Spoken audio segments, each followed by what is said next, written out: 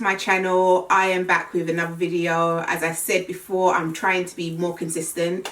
Today I am going to be talking about my labor experience because it was very traumatic and I feel like people lied to me about having a baby. So yeah, going back to July 17th 2019, basically I was induced.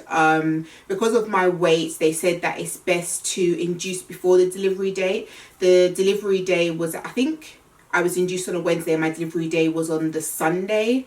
So they said, yeah, because I'm overweight, it's best to induce me before. So I was induced on Wednesday. So arrived at the hospital and they took me to like a room with a bed and stuff. My mum stayed with me. Not a room, like a room with like loads of, I think some women had their babies and some people were being induced. And I don't know. Yeah, but there was a lot of like moaning and stuff like that going on. Anyway, so yeah, they took us there. And first thing they did was they hooked me up to a monitor because they had to regulate his heartbeat, baby's heartbeat. So yeah, they hook you up to this thing and his name's Kareem, so I'm going to refer to him as Kareem because you guys don't know his name. So Kareem always had hiccups. So on that day, like it was no different, like he had hiccups. And the nurse told me basically his heart rate has to stay steady before they can induce me. So the boy's having hiccups, so obviously he's not going to stay still. So every time she checked his heart rate, it would have jumped, and it has to be like on a steady thing because they don't know why it's jumping, although I know because I'm his mother and he had hiccups. So this went on for hours, and then I started moving as well because I had to stay still, baby has to stay still, so everything is just like level. Yeah, so I started moving. I was in pain. It was in the middle. Oh, they induced me around, I got to the hospital at, I think it was 8 o'clock in the evening at night, and then they they started the whole process at about 9:30, I believe it was. So think about it this way, Kareem was born the next day at 5:55 in the evening the next day, so on Thursday evening, and I had been awake all that time. So while they've got me wrapped up to this heart monitor thing, I'm like proper tired and I'm just getting annoyed, and Kareem's got hiccups and I just want to sleep and I'm moving. My mom's sitting there on her headphones, she's just chilling. But yeah, so anyways, that bit passed. That bit was okay. So before they induced me, she had to check, I think it was, she had to check if I was dilating or she had to check something. And don't let people lie to you. Like if you're planning on having a baby, this was the worst part. Like this was probably worse than pushing him out, because the nurse, without any warning, I didn't know what she was going to do. I guess I should have done my research. She shoved her fist up there. She just kept going. And I'm like, what the hell is going on? Excuse me if I'm laughing here. My friend is here. She's laughing her head off. Oh, but so I'm holding on my mum's hand here, and this nurse is just going. And I'm like, for the love of God, like, stop that because you're killing me. So anyway, she did that. I think she did that twice because it happened to me a few times throughout the whole induce and the delivery. Because I know when I was in labor, when I was in labor, that nurse also did that to me. And as I said, I think they're checking for dilation or how many centimeters apart I am. I know that was what the second nurse did. The first nurse, I can't exactly remember what she was doing, but she was the worst. So she checked that and then she said, yeah, everything is fine. And she put the gel, the inducing gel. And basically they do that 3 times. So if your water doesn't break the first time, they do it a second time, then they do it a third time. They put the gel on me and then I think it was maybe 10 minutes and then I had to switch positions. So as I moved, all I thought was this gush of warm water. It was so nice. That's gonna sound weird, but you know, like if you wet yourself, yeah, and that relief, obviously you feel manky afterwards, but that relief of the pee, like, it was actually really, it was like stepping into a jacuzzi. Like a warm swimming pool, I don't know, but like the relief was so nice. But then the pain started. So as soon as they put the gel on me, I went into, not into labor, but I started like dilating and stuff like 10 minutes later, which was good. But then, oh my gosh, I started contracting early. Like, everyone keeps telling me that my pregnancy was quick, but then when you hear other stories from other people, they're like, oh, I was in labor for 2 days, this, that, and that. I was like, it was going very steady, and I was feeling sick. I had to go to the toilet and I threw up. And before like this whole induced thing happened, I was told that, again, because of my weight, I would be on labor ward in my own room, blah blah blah, but I wasn't. I was in this room with other people, whatever. Yeah, so I was waiting a long time before I got to the labor ward to actually have the baby, have Kareem. So all this time, like, I'm feeling sick, I'm contracting, like, it was really bad. Oh, I had the gas and air, that was not doing nothing, and they couldn't give me anything else. They couldn't give me the epidural or anything because of the room that I was in. So hours went by, and like, all I can hear was the nurse, like, she was trying to call, like, to get me a bed because I'm basically gonna have this baby. So they got me a bed and I had to walk round to the labour ward. That was the worst experience. When I actually got to the room after doing that walk, I threw up again. Oh, my eyes, blood shot into my eyes like they did when I was in Korea. If you've seen my videos, you'll know what I'm talking about. But blood shot into my eyes. So they got me on the bed, and that's when more of the traumatizing experience carried on. It was like, I just never expected it to be like that. I thought, yeah, there will be pain, but my legs were... it got to a point where I was like, get him out of me. I don't care about my life. I actually said that to the nurse, like, just get the baby out of me and save him. I'm good. Like, I'm good. That's how much pain I was in. Like, it was so... like, I feel like I'm going to cry. It was so traumatizing, and the nurse just kept saying, oh, push, you're not pushing enough, when I'm like pushing with all my might. Like, even my mum, she switched on her. My mum switched on her because she kept on like pushing me, and I'm like, I physically can't do it. Like, and she just wasn't taking no for an answer. I was telling her that I wanted to have a cesarean, like, just cut me open and get him out. Like, it was that bad. Because basically, as soon as they got me on the bed, I had to start pushing. No, was it straight away? Not straight away. I think it was maybe 2 hours I was sitting on that bed with the pain, taking the gas and air.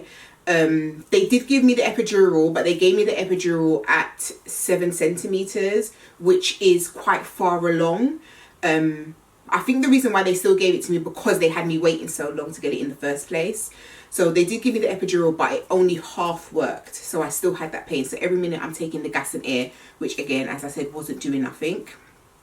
So they put my legs up on this thing, and then that's when I started pushing, which I think was 2 hours later. So as I said, like, my legs were killing me. My private area was killing me, and I just wanted them to get this child out of me. Like, don't let anyone tell you that it's easy, because it's not easy. My cousin who just had a baby, she was like, yeah, I just coughed and baby came out. No, I was pushed. But when you push, you have to push like you're doing a poo, which was even harder. So like, you're constipated and you're pushing and nothing's happening. That's what it was. But your legs are up in the air, like on these two metal things. It was like really bad. Really, really bad. And all through this traumatizing experience, the nurse is telling me, just push. You're not pushing enough. Breathing. I just wanted her to be quiet. I really just wanted her to be quiet. She did a good job. She did encourage me, but she wasn't listening to what I said. She was not listening to what I was saying. I also asked her to use the forceps, which is one thing that I didn't want to do. I put that in my pregnancy diary thing. But at that point, I was like, no. I also didn't want to do gas and air, but I ended up doing that. But yeah. Like, if you get pregnant and you're doing your pregnancy diary of how you want your labor to go, I just say be open, because when it comes to that day and that pain kicks in, like, it's just it's just on another level. Like, I've never experienced pain like that in my life. Even when I broke my leg, it's nothing. So in the end, they did the, I think it's called the ventouse, the pump thing. So I didn't even know that was going to happen. The Kareem, his head was already there, like you could see his hair and everything, but I couldn't push anymore. So then they had to get other people in to help because he was becoming stressed. Obviously, who wouldn't be stressed? But I couldn't do anything about it, and this nurse was not listening to me. So next thing you know, like, I think there must have been 5 different nurses came in. In the end, in the room, I would say there was about 10 of us. There may have been 11, 12, but I think about 10 of us. About 5 nurses came in, and she put the clip of stuff, and I don't even know what she was doing, but she did something, and she said, all right, on the count of 3, I want you to give me 1 big push. Like 1, 2, something. And she's like 3. So I go,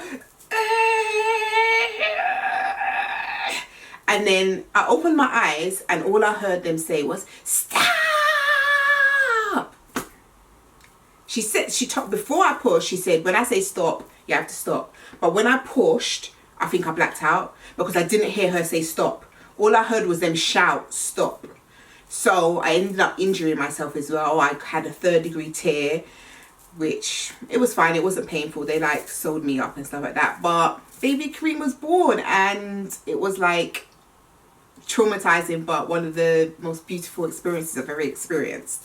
When I saw him, when I did skin to skin, and like I was just crying, my mum was crying, my partner was crying, and I was just like, oh, he's just so beautiful, like so beautiful. Yeah, there's actually a picture of him here when he was born, like you can zoom into that. My friend just bought that for me, thank you. Yeah, so that was my traumatizing experience. Afterwards, they took me to baby stayed, they took me to the theatre to get sewed up. That was another experience, but this video is already almost 15 minutes. But that experience was really bad. Like, they were arguing over me, like what to do and stuff, because I had the epidural, but when she was touching me down there, I could still feel her. So the doctor was arguing with this doctor, that doctor was arguing with this nurse, and I just wanted them to sew me up so I can see my child. Like, I was in theatre for about 2 hours. Even my dad and my partner, my mum went home because she had been waiting for so long, and she had also been up all night with me. Everyone was wondering like what was going on and where I was because they were taking so long. So in the end, they gave me another epidural in my back, which numbed me. Like, I could not feel nothing. Like, I couldn't even wiggle my toes, nothing. From the waist down, I couldn't feel nothing. Yeah, and they sewed me up. Then I went to another room, and I think they were just monitoring me, and I saw my Kareem for the second time, breastfed him, and then they took me to the, is it delivery suite, or like where all the other mothers that have had the babies go, and we were there, and yeah, that was it. He was there. We stayed in the hospital for a few days. He actually had to stay in the hospital for a few more days because he had mucus on the lungs and he had some pretty bad reflux, so they wanted to monitor him a little bit. But yeah, it was the most traumatizing experience I've had. Don't let anyone tell you that it's easy, because your experience is going to be totally different. And yeah, I don't want any more children. But you know, if God wants to bless me with another child, I'll have another child. I do want another child, but I want someone else to have the experience for me, like do the delivering for me. But yeah, yeah, so that was my delivery experience in a nutshell. One of my friends requested this video, and I told her, yeah, I'll record it and post it up after 2 months. It's now 3 months. Kareem was 3 months old 2 days ago. Today's Saturday. He was 3 months on Thursday. Yeah, so he's doing well. The reflux has stopped. He's still like a gassy baby, but that's all right. I'm a gassy mother. So yeah, that's it. Thank you for watching this video, guys. I hope you've enjoyed it. If you have any questions about like delivering your baby and even like the pregnancy process and stuff. Like I didn't have any morning sickness, I only had a little bit, so I wouldn't be able to answer any questions on that. But if you have any questions in general, or you can still ask me and I'll see if I can answer to the best of my knowledge, just leave a comment down below. And yeah, that's it. Please like and subscribe, and I will see you in the next one.